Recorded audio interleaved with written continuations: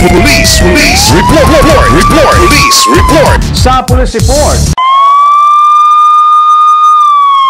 Ang Police Report hatod kaninyo ni Board Member Nemesio Imi Lahi-Lahi, Board Member, 2nd District, Misamis Occidental, Chairman sa Committee on Peace and Order sa Sangguniang Panlalawigan.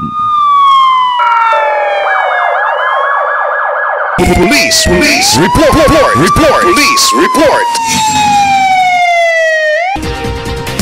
Sa Police Report, ulahing drug buy-bust operation sa Osamis PNP sa Dunya Consuelo nagpositibo. Anong Police Report ni Johnny Tom?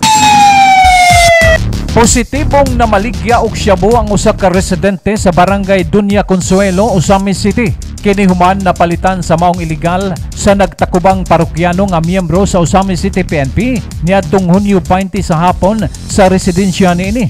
Ang suspect mao si Elmer Beltran Ilopre, 28 anyos, trabahante sa usa ka leading distributor, adunay kalib-in og residente sa nasangpit nga barangay. Napalitan og usa ka sasi nga shabu nga may kantidad og 1,000 ka pesos.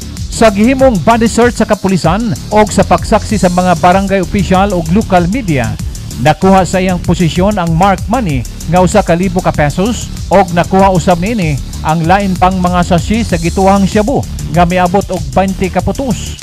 Ana sa kustudiya sa Osamis City PNP si Ilopre og magatubang kini og kaso sa paglapas sa Republic Act 9165 gumikan sa mga kontrabando nga nakuha sa iyang posisyon. Alang sa Police Report, Johnny Tommy reporting.